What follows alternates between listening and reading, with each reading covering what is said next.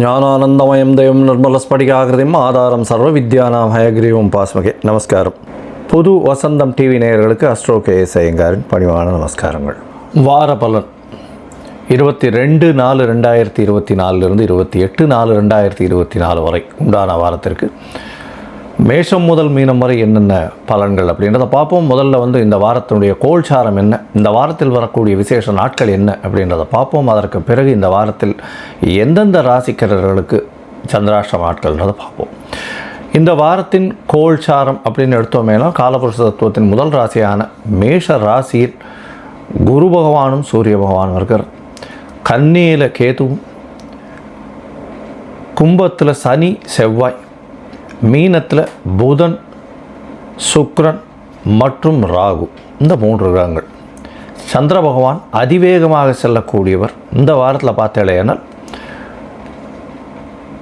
இந்த வாரத்தில் ஹஸ்த நட்சத்திரம், அதாவது கன்னியா ராசியிலிருந்து மூல நட்சத்திரம் வரலும் போகிறார், அதாவது தனுசு ராசி வரலும் போகிறார். இந்த வாரத்தில் வரக்கூடிய பெயர்ச்சிகள் அப்படின்னு சொல்லக்கூடியது பார்த்தேனால் 22ஆம் தேதி அன்றைக்கே செவ்வாய் கும்பராசியிலிருந்து மீன ராசிக்கும், 25ஆம் தேதி அன்றைக்கி சுக்கிர பகவான் மீன ராசியிலிருந்து மேஷ ராசிக்கும் போகிறான். இது இந்த வாரத்தினுடைய கோல்சாரம். இந்த வாரத்தில் வரக்கூடிய விசேஷ நாட்கள் அப்படின்னு பார்த்தோமே ஆனால் 23ஆம் தேதி, அதாவது செவ்வாய்க்கிழமை அன்னைக்கு பௌர்ணமி. இந்த பௌர்ணமியினுடைய விசேஷம் கள்ளழகர் ஆற்றுல இறங்கிறது பெரிய விசேஷம். அதாவது மதுரை மாநகரமே மிகப்பெரிய விழாக்கோலம் பூண்டு இருக்கக்கூடிய காலகட்டம். தண்ணி ஒருத்தருக்கு ஒருத்தர் பீச்சி அடிக்கிறதும் கள்ளழகர் ஆற்றுல இறங்கிறது பெரிய விசேஷமாக கொண்டாடப்படுறது. மீனாட்சி சுந்தரேஸ்வரர் கல்யாணத்தை போய் பார்க்குறதுக்கு போகக்கூடிய கள்ளழகர் ஆற்றுல இறங்கி போகிறார். அது தவிர பௌர்ணமி அன்னைக்கு வாஸ்து நாள் அப்படின்னு சொல்லக்கூடியது. வாஸ்து புருஷன் கண் விழிக்கும் நாள். கார்த்தால 8:04 8 மணி 4 நிமிஷத்துலேருந்து 9:34, அதாவது 1.5 மணி நேரம் 90 நிமிஷம் இருக்கக்கூடிய காலகட்டம். வாஸ்து புருஷன் கண் விழிக்கும் நேரத்தை வாஸ்து நாள் அப்படின்னு சொல்லக்கூடியது. இந்த நாளில் எந்த விதமான தோஷமும் இன்றி நீங்கள் மனை பூஜை செய்கிறது, அதை தவிர வாசக்கால் நடுறது, குளம் வெட்டுறது, கிணறு வெட்டுறது, வாசல் பந்தல் போடுறது, புது மனை கிரகப்பிரவேசம் பண்ணுறது, அதை தவிர மனைக்கு அடுகோல் ஊன்றது, அதை தவிர பில்டிங் கட்டுறதுக்கு புதுசாக கையெழுத்து போட்டுக்கிறது, இதெல்லாம் இந்த 23ஆம் தேதியான செவ்வாய்க்கிழமை காலை 8 மணி 4 நிமிஷத்துலேருந்து 9 மணி 34 நிமிஷம் வரலும் இருக்கக்கூடிய வாஸ்து புருஷன் கண் விழிக்கும் நாளில் பண்ணலாம். அதுவும் எந்த நேரத்தில் பண்ணலாம் இந்த 90 நிமிஷத்துலையும் அப்படின்னு பார்த்தோம்னா 5ஆக பிரிச்சிருக்கா. இது 18 நிமிஷமாக பிரிச்சிருக்கா. வாஸ்து புருஷன் கண் விழித்து தன்னுடைய அதாவது காலை கடன்களை முடிக்கக்கூடியது முதல் 18 நிமிஷம்.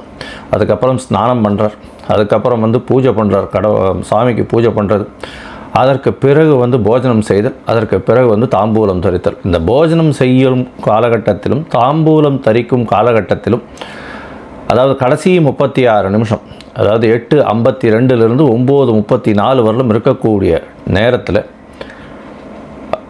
இந்த வாஸ்துக்கு உண்டான பூஜைகளை பண்ணுவீர்களே ஆனால் அந்த காரியம் நிச்சயமாக, அந்த வீடு நிச்சயமாக நல்ல ஒரு ஏற்றத்தையும், அதாவது கடக்கால் போட்டு ஆரம்பிக்கிறீங்க ஒரு வேலையை அப்படின்னா அது நிச்சயமாக நல்லபடியாக முடியக்கூடிய வாய்ப்புகள் நிச்சயமாக உண்டு. இந்த வாரத்தில் பார்த்தாலேயானால் 24ஆம் தேதி அன்றைக்கி திரிதினஸ்பிறகு அப்படின்னு போட்டிருக்கும். அதாவது ஒரே ஒரு திதி 3 நாட்கள் வர்றது, இல்லைன்னா 3 திதி 1 நாட்களில் வர்றது திரிதினஸ்பிறகுன்னு சொல்லக்கூடியது. அது கரிநாள்னு சொல்லுவாள். இன்றைக்கி 24ஆம் தேதி அன்றைக்கி பிரதமை திதி 3 நாட்கள் வருது. அதாவது முதல் நாள்லேயே பிரதமை ஆரம்பிச்சுடுறது. சூரியன் உதயத்துக்கு முன்னாடியே பிரதமம் ஆரம்பிச்சுடுறது. சூரியன் உதித்து 60 நாழிகையும் இருக்குது. அதுக்கு அடுத்த நாளில் 1 நாழிகை 2 நாழிகையும் இருக்குது. அதனால் 3 நாள் கணக்கு வர்றதுனால திரிதினஸ்பிறகுன்னு பேர். இந்த நாளில் 24ஆம் தேதி அன்றைக்கி கரிநாள்னு போட்டிருக்கும். எந்த ஒரு சுப காரியங்களும் பண்ணாமல் இருக்கிறது நல்லது. இந்த வாரத்தில் பார்த்தேனால் 27/4/2024 சதுர்த்தி, சங்கட ஹர சதுர்த்தி, அதாவது தேய்பிறை 4ஆம் நாள். அதாவது வளர்பிறையிலும் தேய்பிறையிலும் வரக்கூடிய 4ஆம் நாள் வந்து சதுர்த்தின்னு விநாயகருக்கு மிகப்பெரிய விசேஷம். இதில் தேய்பிறையில் வந்து சங்கடங்களை போக்கக்கூடியது, வளர்பிறையில் வர சதுர்த்தின்னு சொல்லக்கூடியது. வளர்பிறையில் அதாவது இப்போ தேய்பிறை போகிறதுனால தேய்பிறை 4ஆம் நாள்ன்றதால சங்கடங்களை போக்குறதுக்கு வேண்டிக்கிறது, தங்களுடைய கஷ்டங்கள் போக்குறது வேண்டிக்கிறது, எல்லா விஷயங்களும் சொல்கிறத வந்து சங்கட ஹர சதுர்த்தி அப்படின்னு சொல்லுவாள். பிள்ளையார் கோவிலுக்கு போயிட்டு ஒரு 9 பிரதட்சணம் பண்ணிவிட்டு தோப்பு கண்ணம் போட்டு ஒரு தேங்காய் உடைச்சிட்டு வர்றதன் மூலியமாக உங்களுக்கு உண்டான எல்லா விதமான பிரச்சனைகளும் போகும். 28ஆம் தேதி அன்னைக்கு வராக ஜெயந்தி அப்படின்னு போட்டிருக்கும். இந்த வாரம் மொத்தமே பார்த்தாலேனால் நல்ல ஒரு ஏற்றத்தோடு செல்லக்கூடிய வாரம். இந்த வாரத்தில் சந்திராஷ்டம அதாவது ராசிகள் எதுன்னு பார்த்தோம்னா கும்பம், மீனம், மேஷம், ரிஷபம் இந்த 4 ராசிகளுக்கு சந்திராஷ்டம். சந்திராஷ்டமம்னா உங்களுடைய ராசிக்கு 8ஆம் இடத்தில் சந்திர பகவான் இருக்கக்கூடிய காலத்தை சந்திராஷ்டமம்னு சொல்கிறோம். மதிகாரகன் மறைந்து இருக்கக்கூடிய காலகட்டத்தில் தவறான முடிவுகள் எடுக்கக்கூடும். அதனால் முடிஞ்சவர்களும் எந்த ஒரு புதிய முடிவுகளும் எடுக்க வேண்டாம், வெளியூர் வழிமான பிரயாணங்கள் வேண்டாம்னு சொல்கிறோம். ஒருவேளை எடுக்க வேண்டிய கட்டாயத்தில் இருந்தால் சந்திர பகவானுக்கு உண்டான எளிய பரிகாரம் அப்படின்னு சொல்லக்கூடிய அருகில் இருக்கக்கூடிய நீர்நிலைகளில் போய் ஒரு 10 குடம் தண்ணி கொண்டு வந்து பிள்ளையார் கோவிலில் போய் கொட்டிட்டு வாங்க, பிள்ளையாருக்கு சேர்த்துட்டு வாங்க. அபிஷேகத்துக்கு நல்ல ஒரு ஏற்றமும் மாற்றமும் உங்களுக்கு வரும். இந்த வாரம் உங்களுக்கு இந்த அஸ்ட்ராலஜிக்கல் கன்சல்ட் தேவைப்பட்டதே ஆனால் நீங்கள் என்னுடைய மொபைல் நம்பர் கீழே ஸ்காலிங்கில் போயிட்டுருக்கோம். நீங்கள் எனக்கு ஃபோன் பண்ணுங்க. உங்களுடைய date, time, place of birth, name, உங்களுடைய பேரண்ட்ஸ் நேம் வந்து அனுப்பி வைங்க. என்னுடைய கட்டணம் என்னென்னு சொல்கிறேன்.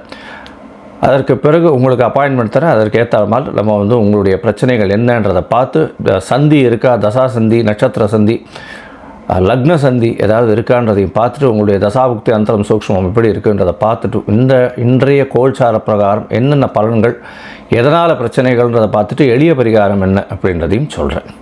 இப்போது மேஷம் முதல் மீனம் வரை 22/4/2024 28/4/2024 வரை உண்டான வாரத்திற்கு என்ன பலன்னு பார்க்கலாம். கடகம், புனர்பூசம், பூசம், ஆயில்யம் இந்த 3 நட்சத்திரம் 9 பாதங்களை கொண்ட ராசி. ராசியின் அதிபதினு சொல்லக்கூடியவர் சந்திர பகவான், அதிவேகமாக செல்லக்கூடிய கிரகம். இந்த வாரம் பார்த்தாலேயானால் உங்களுடைய ராசிக்கு 8ஆம் இடத்துல சனி பகவான் தனித்து அஷ்டமத்து சனி இருக்கார். மூலத்திரிகோண வீடு, மிக ஆண் சனியாக இருக்கக்கூடிய காலகட்டம். அதனால் வண்டி வாகனங்களில் போகிறவா ஜாகிரதையாக போகிறது ரொம்ப நல்லது. உடல் நலத்தில் சற்று பிரச்சனைகள் வரக்கூடிய வாய்ப்புகள் உண்டு. ஸ்ட்ரெஸ்ஸு கொஞ்சம் அதிகமாகவே இருக்கக்கூடிய வாய்ப்புகள் உண்டு. முயற்சிகளில் தடங்கள் வரக்கூடிய வாய்ப்புகள் இருக்கும். இருந்தாலும் தடங்களுக்கு பிறகு ஒரு ஏற்றம் கிடைக்கக்கூடிய காலகட்டமாக இருக்குது. இந்த வாரத்தில் ஆரம்பிக்கும் பொழுதே பார்த்தோம்னா உங்களுடைய ராசிக்கு 9ஆம் இடத்துல செவ்வாய் பகவான் போகிறது பெரிய விசேஷம். 10ஆம் இடத்தின் அதிபதியும் 9ஆம் இடத்து அதிபதியும் பரிவர்த்தனை யோகம் மாறுறதுனால மிகப்பெரிய ஏற்றம் கிடைக்கும். 9, 10 அதிபதி பரிவர்த்தனை மாறுறதுனால தர்ம கர்மாதிபதி யோகம்னு சொல்லக்கூடியது. இது ஒரு பெரிய ஏற்றமான விஷயம். பொது காரியங்களுக்கு செலவு பண்ணக்கூடிய வாய்ப்புகள் உங்களுக்கு நிச்சயமாக உண்டு.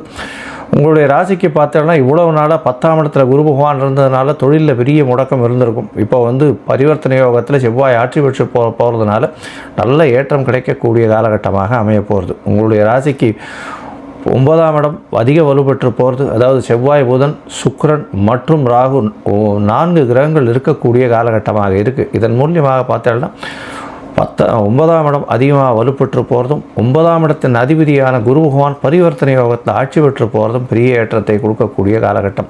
புதிய தொழில் அமையும். தொழிலில் பெரிய ஏற்றம் இருக்கும். வெளியூர், வெளிநாடு போகக்கூடிய வாய்ப்புகள் உண்டு. படிக்கக்கூடிய மாணவர்களுக்கு, வெளிநாடுக்கு பார்த்து கொண்டிருப்பவர்களுக்கு கண்டிப்பாக வெளிநாடு பாக்கியம் நிச்சயமாக கிடைக்கும். ஊரை விட்டு, வீட்டை விட்டு, நாட்டை விட்டு வெளியில் செல்லக்கூடிய பாக்கியம் நிச்சயமாக இந்த வாரம் கிடைக்க போகிறது. உங்களுடைய ராசிக்கு 10ஆம் இடத்துல குரு பகவானும் சூரிய பகவானும் உச்சம் பெற்ற சூரிய பகவானும் இருக்கிறது பெரிய விசேஷம். 10ஆம் இடத்தில் சூரிய பகவான் திக்பலம் பெற்று இருக்கிறதும் இந்த வாரம் வந்து ஒரு நல்ல ஏற்றமான வாரமாக இருக்கும் கடகராசிக்கு. ஏன்னா திக்பலம் பெற்ற சூரிய பகவான், 9, 10 அதிபதிகள் பரிவர்த்தனை, இதெல்லாம் வந்து ஒரு பெரிய ஏற்றத்தை கொடுக்கக்கூடிய காலகட்டம். இருந்தாலும் வண்டியில் போகும்போது ஒட்டும் ரொம்ப ஜாகிரதையாக இருக்கிறது நல்லது. இரும்பு சம்பந்தமான பொருட்கள் ஹேண்டில் பண்ணுறவா ரொம்ப ஜாகிரதையாக இருக்கிறது நல்லது. தண்ணீர் சம்பந்தமான பொருட்கள், தண்ணீரில் அதாவது இந்த நீர்நிலையில் போய் குளிச்சுட்டு வர்றது அந்த மாதிரி இருக்கிறதுல ரொம்ப ஜாகிரதையாக இருக்கிறது ரொம்ப நல்லது. உங்களுடைய ராசிக்கு பார்த்தாலேயானால் இந்த வாரம் சந்திர பகவான் அதிவேகமாக செல்லக்கூடிய கிரகம் 3ஆம் இடத்திலிருந்து இந்த வாரத்தை ஆரம்பிக்கிறார். 22/4/2024 28/4/2024 வரலும் உண்டான வாரத்தில் 23ஆம் தேதி காலை ஒரு 9:30 மணி வரலும் சந்திர பகவான் 3ஆம் இடத்தில் இருக்கார். கேதுவோட சம்பந்தம் இருந்தாலும் உடல் நலத்தில் சற்று பின்னடைவு இருக்கக்கூடிய காலகட்டம் இருந்தாலும் பார்த்தாலேயானால் கேது அதாவது சுக்கிர பகவானின் பார்வையில் இருக்கிறதுனால அதிசுபத்துவம் அடைகிறார். பௌர்ணமி யோகத்திற்கு கிட்டத்தட்ட இருக்கக்கூடிய காலகட்டமாக இருக்கிறதுனால நல்ல ஒரு ஏற்றமான காலமாக இருக்குது. 23ஆம் தேதி அன்றைக்கி சாயந்தரமே பௌர்ணமி யோகம் வந்துடுறது. அதனால் உடல் நலத்தில் அவ்வளோ பெரிய தொய்வு இருக்கக்கூடிய வாய்ப்புகள் இல்லை. உங்களுடைய ராசிக்கு பார்த்தோம்னா 4ஆம் இடத்துல சந்திர பகவான் போகிறார். கேந்திரத்தில் போகிற 4 சதுர்த்த கேந்திரம்ன்றது விசேஷம். சந்திர பகவான் ஆட்சி பெற்றதற்கு சமம் அப்படின்னே சொல்லலாம். இந்த வாரம் பார்த்தாலேயானால் குரு பகவானின் பார்வையில் சந்திர பகவான் வர்றதுனால குரு சந்திர யோகம் அமைகிறது. கஜகேஸ்ரீ யோகம்னு சொல்லக்கூடியது. படிக்கக்கூடிய மாணவர்களுக்கு பெரிய ஏற்றம் கிடைக்கும். வெளியூர் வெளிமாநிலம் செல்றதுக்கு வாய்ப்புகள் உண்டு. போட்டித் தேர்வில் வெற்றி பெறக்கூடிய வாய்ப்புகள் நிச்சயமாக உண்டு. உங்களுடைய ராசிக்கு 5ஆம் இடத்துல குரு பகவான் போகிறார். 4ஆம் இடத்துல குரு பகவான் 23ஆம் தேதி காலை ஒரு 9:30 மணியிலிருந்து 25ஆம் தேதி மாலை ஒரு 7:30 மணி வரலும் இருக்கார். இந்த காலகட்டத்தில் பார்த்தேடையானால் சந்திர பகவான் குருவின் பார்வையில் இருக்கிறதுனால புதிய வீடு மனை வாகனம் வாங்கக்கூடிய பாக்கியம் நிச்சயமாக உண்டு. உங்களுடைய ராசிக்கு 5ஆம் இடத்துல சந்திர பகவான் போகிறார். சந்திர பகவான் 5ஆம் இடத்துல போகும்பொழுது ராசிநாதனே இன்னொரு திரிகோணத்தில் போய் நீச்சப்பட்டு இருந்தாலும் அவர் வீடு கொடுத்தவர் 9ஆம் இடத்துல போய் இருக்கிறது பெரிய விசேஷம். இதன் மூலியமாக பார்த்தாலேயானால் 5ஆம் அதிபதி 9ஆம் இடத்துல இருக்கிறதும் ராசி அதிபதி 5ஆம் இடத்துல இருக்கிறதுனால நல்ல ஒரு ஏற்றம் கிடைக்கும். குழந்தைகள் மூலியமாக பெரிய ஏற்றம் கிடைக்கக்கூடிய காலகட்டம். அதை தவிர பார்த்தோம்னா அதாவது புதிய பதவி புகழ் அந்தஸ்து கௌரவம் வரும். வேலையில் ஒரு பெரிய ஏற்றம் கிடைக்கக்கூடிய காலகட்டமாக இருக்குது. இந்த வாரத்தில் உங்களுடைய ராசிக்கு 6ஆம் இடத்துல சந்திர பகவான் போகிறார். சந்திர பகவான் 6ஆம் இடத்துல 28ஆம் தேதி கார்த்தால ஒரு 3:30 மணியிலிருந்து 30ஆம் தேதி கார்த்தால ஒரு 8:30 மணி வரலும் இருக்கக்கூடிய காலகட்டம். இதன் மூலியமாக பார்த்தோம்னா புதிய வேலை அமையும். புதிய கடன் வாங்கக்கூடிய பாக்கியம் உண்டு. புதிய வீடு மனை வாங்கக்கூடிய வாய்ப்புகள் நிச்சயமாக அமையும். வேலை கிடைக்கக்கூடிய வாய்ப்புகள் நிச்சயமாக உண்டு. புதிய வேலை கிடைக்கக்கூடிய வாய்ப்புகள் உண்டு. இந்த வாரம் நீங்கள் அருகில் இருக்கக்கூடிய சரபேஸ்வரரை போய் வணங்கிட்டு வாங்க. உங்களுக்கு திருஷ்டிகள் அதிகமாக இருக்கக்கூடிய காலகட்டமாக இருக்கும். சரபேஸ்வரரை போய் வணங்கிட்டு அங்கே அதாவது குங்கும அர்ச்சனை பண்ணிட்டு வாங்க. நல்ல ஒரு ஏற்றம் கிடைக்கக்கூடிய வாரமாக இந்த வாரம் உங்களுக்கு அமைய போகிறது.